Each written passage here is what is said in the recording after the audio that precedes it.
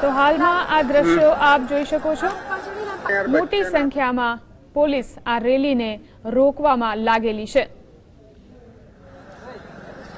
તો રેલી હાલમાં અભયઘાટ પહોંચી છે, જ્યાં રેલીને રોકવાના પ્રયાસો ચાલી રહ્યા છે અને અહીં પોલીસ અને કોંગ્રેસી કાર્યકર્તાઓ વચ્ચે ઝપાઝપી અને બવાલ થઈ છે। કોંગ્રેસ આ રેલીને સફળ બનાવવા માંગે છે। જે પાટીદાર યુવાનોને જેલમાં પૂરવામાં આવ્યા છે તેમને છોડાવવા માટે આ દમન પ્રતિકાર રેલી કોંગ્રેસ દ્વારા યોજવામાં આવી છે। તો ફરી એકવાર વાત કરીશું અમારા સંવાદદાતા આશકા સાથે। જી આશકા, જણાવો હવે શું માહોલ છે ત્યાં? જે રીતે મેં પહેલા તમને જણાવ્યું કે પોલીસ અને કાર્યકરો વચ્ચે અત્યારે હાલ ઘર્ષણ ચાલી રહ્યો છે। જે રીતે તે લોકો પોતાની રેલીને સફળ બનાવવા માટે જે પ્રયત્ન કરી રહ્યા છે, અત્યારે હાલ કોંગ્રેસના મોટા ગજાના નેતાઓ પણ અહીંયા આવી ચૂક્યા છે। ભરતસિંહ સોલંકી, સિદ્ધાર્થ પટેલ જેવા મોટા ગજાના નેતાઓ પણ અત્યારે હાલ અહીંયા આવી ગયા છે અને અત્યારે રેલીને આગળ વધારવા માટે તે લોકો પ્રયત્ન કરી રહ્યા છે, પરંતુ તંત્ર દ્વારા રેલીને આગળ ન વધે અભયઘાટથી તેના માટેની ચાપતો બંદોબસ્ત કરી દેવામાં આવે છે। ક્રાઇમ બ્રાન્ચના પણ અધિકારીઓ અહીંયા સિવિલ ડ્રેસમાં ઉતારી દેવામાં આવે છે। ક્રાઇમ બ્રાન્ચની ટીમ જે કહી શકાય એ અત્યારે હાલ અહીંયા આવી ચૂકી છે અને પરિસ્થિતિને બિલકુલ કાબુમાં મેળવવાનો પ્રયત્ન કરી રહી છે। રેલી આગળ ન વધે, પરમિશન વગરની આ રેલી આગળ ન વધે તેના માટે પોલીસ દ્વારા ચાપતો બંદોબસ્ત ગોઠવી દેવામાં આવ્યો છે। જી આશકા, પોલીસ દ્વારા રેલીને રોકવા માટે શું પ્રયાસો થઈ રહ્યા છે? કેવી રીતે તેઓ આ રેલીને રોકી રહ્યા છે? જે રીતે જે કાફલો તૈયાર કરવામાં આવ્યો હતો, અહીંયા તૈનાત કરવામાં આવ્યો હતો, તે પૂરતો ન લાગતા અત્યારે હાલ કહી શકાય કે તંત્ર દ્વારા અત્યારે હાલ બંદોબસ્ત વધારી દેવામાં આવ્યો છે। ક્રાઇમ બ્રાન્ચની ટુકડીઓ પણ અહીંયા ઉતારી દેવામાં આવી છે કે કાર્યકરોને કાબુમાં રાખવામાં આવે અને અભયઘાટથી આ રેલી આગળ ન વધે તેના માટે અત્યારે હાલ પોલીસ પોતાનો બંદોબસ્ત વધારી રહી છે। જી આશકા, આભાર જાણકારી આપવા માટે। તો હાલમાં જે રીતે આશકાએ જણાવ્યું, મોટા ગજાના નેતાઓ ભરતસિંહ સોલંકી, સિદ્ધાર્થ પટેલ સહિતના કોંગ્રેસના મોટા ગજાના નેતાઓ પણ હવે આ રેલીમાં જોડાઈ ગયા છે। અભયઘાટ પાસે હાલમાં આ રેલી રોકાયેલી છે। રેલીને રોકવા માટે પોલીસ દ્વારા પણ બંદોબસ્ત વધારી દેવામાં આવ્યો છે। અભયઘાટ પાસે પોલીસ દ્વારા બેરિકેડ્સ લગાવવામાં આવ્યા છે આ રેલીને રોકવા માટે અને કોંગ્રેસી કાર્યકર્તાઓ આ રેલીને સફળ બનાવવા માંગે છે અને તેઓ આગળ વધવા માંગે છે, ત્યારે અહીં પોલીસ અને કોંગ્રેસી કાર્યકર્તાઓ વચ્ચે ઝપાઝપીના દ્રશ્યો પણ સર્જાયા છે। તો ગાંધી આશ્રમથી કલેક્ટર કચેરી સુધી આ રેલી યોજાવાની છે અને હાલ આ રેલી અભયઘાટ પહોંચી છે। રેલી અહીંયાથી આગળ વધી ન શકે તે માટે પોલીસ દ્વારા પણ પૂરતો બંદોબસ્ત કરી દેવામાં આવ્યો છે। પોલીસના ધાડે ધાડા જે રીતે આપ દ્રશ્યોમાં જોઈ શકો છો, મોટી સંખ્યામાં પોલીસનો બંદોબસ્ત અહીં રસ્તા ઉપર કરી દેવામાં આવ્યો છે।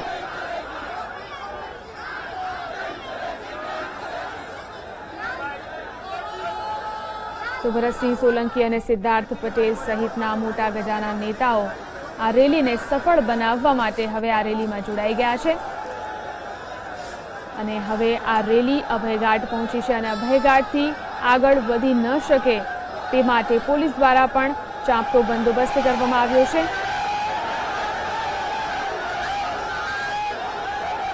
કોંગ્રેસના ઝંડાઓ સાથે મોટી સંખ્યામાં કોંગ્રેસી કાર્યકર્તાઓ અને પાટીદારો આ દમન પ્રતિકાર રેલીમાં જોડાયા છે।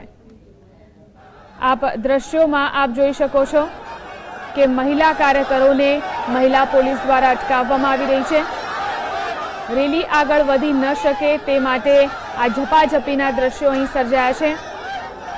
પોલીસ અને કાર્યકર્તાઓ વચ્ચે આ ઝપાઝપીના દ્રશ્યો અહીં સર્જાયા છે।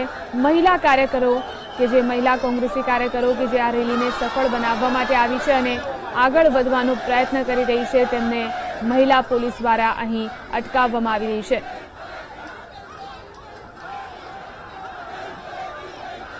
તો મોટી સંખ્યામાં કોંગ્રેસી કાર્યકર્તાઓ અને પાટીદારો આ રેલીમાં જોડાયા છે। ભરતસિંહ સોલંકી અને સિદ્ધાર્થ પટેલ સહિતના મોટા નેતાઓ પણ હવે આ રેલીમાં જોડાયા છે। તો હાલમાં રેલી અભયઘાટ પહોંચી છે અને અહીંથી આ રેલી આગળ ન વધી શકે તે માટે પોલીસ તેમને રોકી રહી છે। ઉલ્લેખનીય છે કે આ રેલીને મંજૂરી આપવામાં આવી નથી, તો તંત્ર અને પોલીસ દ્વારા મંજૂરી આપવામાં આવી ન હોવા છતાં પણ આ રેલીનું આયોજન કરવામાં આવ્યું અને હાલ આ રેલી અભયઘાટ પહોંચી છે।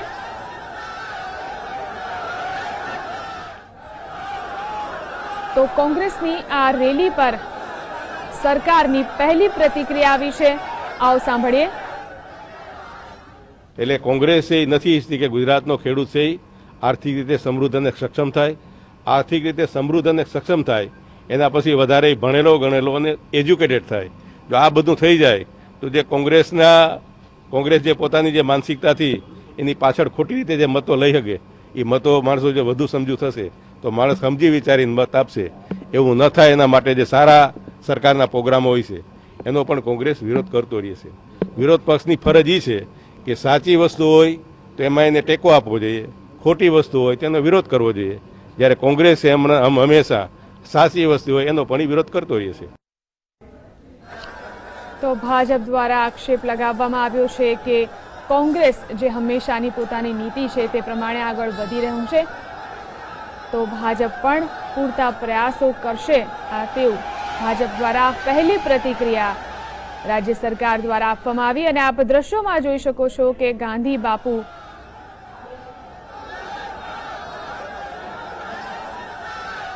તો રેલીના સ્થળ પર હાજર છે અમારા સંવાદદાતા આશકા જાની। જી આશકા, જણાવો કે હાલમાં ત્યાં શું માહોલ છે, રેલીને રોકવાના પ્રયાસો ચાલી રહ્યા છે?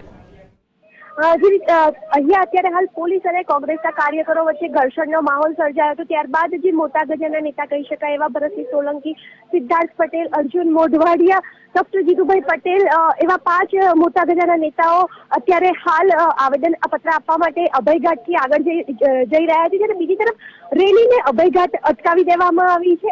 અભયઘાટ મોટી સંખ્યામાં કાર્યકરો છે, પરંતુ અત્યારે જે રીતે વાત કરીએ 5 લોકોને આવેદન પત્ર આપવા માટેની પરમિશન આપવામાં આવી હતી તેને ધ્યાનમાં રાખી અત્યારે 5 જે મોટા ગજાના કોંગ્રેસ ગુજરાતના જે મોટા નેતાઓ છે તે લોકો આગળ વધ્યા છે અને અત્યારે રેલીને અભયઘાટ અટકાવી દેવામાં આવી છે।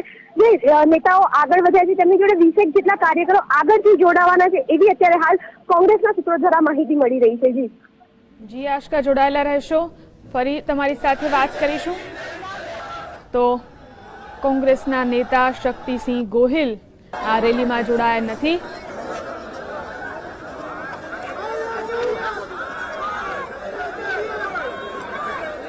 તો મોડા પણ શક્તિસિંહ ગોહિલ રેલીમાં પહોંચ્યા છે। હાલમાં જે સમાચાર મળી રહ્યા છે તે મુજબ કોંગ્રેસના મોટા ગજાના નેતા શક્તિસિંહ ગોહિલ સહિતના કોંગ્રેસના બધા જ નેતાઓ હાલ આ રેલીમાં હાજર છે। તો તેઓ કલેક્ટર કચેરીએ જઈ અને કલેક્ટરને આવેદનપત્ર આપવાના છે। તો હાલમાં આ રેલી આગળ વધી રહી છે। કોંગ્રેસના મોટા ગજાના તમામ નેતાઓ હાલમાં આ રેલીમાં પહોંચી ચૂક્યા છે અને આ રેલીને સફળ બનાવવાના તમામ પ્રયાસો તેમના દ્વારા કરવામાં આવી રહ્યા છે।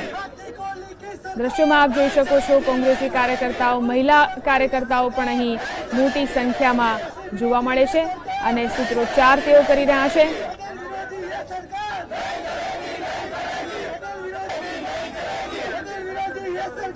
અલગ અલગ પ્રકારના હોર્ડિંગ્સ આપ જોઈ શકો છો અહીં અને સૂત્રોચ્ચાર કરવામાં આવી રહ્યા છે।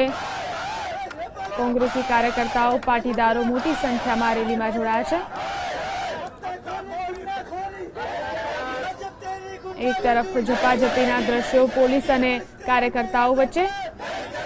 પોલીસ દ્વારા અહીં આ રેલીને રોકવાનો પ્રયાસ થયો છે અને પોલીસ અને કોંગ્રેસી કાર્યકર્તાઓ વચ્ચે ઝપાઝપીના દ્રશ્યો પણ અહીં સર્જાયા હતા। મહિલા કાર્યકર્તાઓ જ્યારે આગળ વધી રહી હતી ત્યારે મહિલા પોલીસ દ્વારા તેમને રોકવામાં આવ્યા હતા।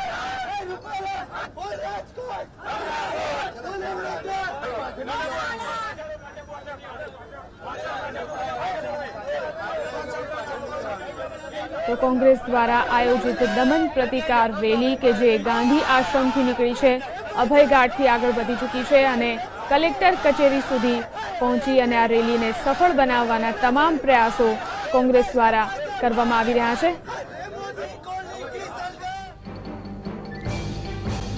તો કોંગ્રેસના કાર્યકર્તાઓની અટકાયત શરૂ કરવામાં આવી છે। રેલીને રોકવા માટે કોંગ્રેસી કાર્યકર્તાઓની અટકાયત શરૂ કરવામાં આવી છે. મંજૂરી વગર આ રેલી યોજવા બદલ કોંગ્રેસી કાર્યકર્તાઓની અટકાયત શરૂ કરવામાં આવી છે.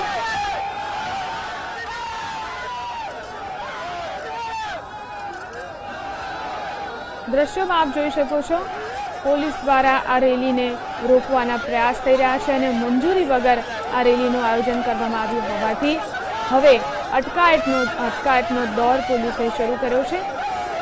કોંગ્રેસી કાર્યકર્તાઓની અટકાયત શરૂ કરવામાં આવી છે.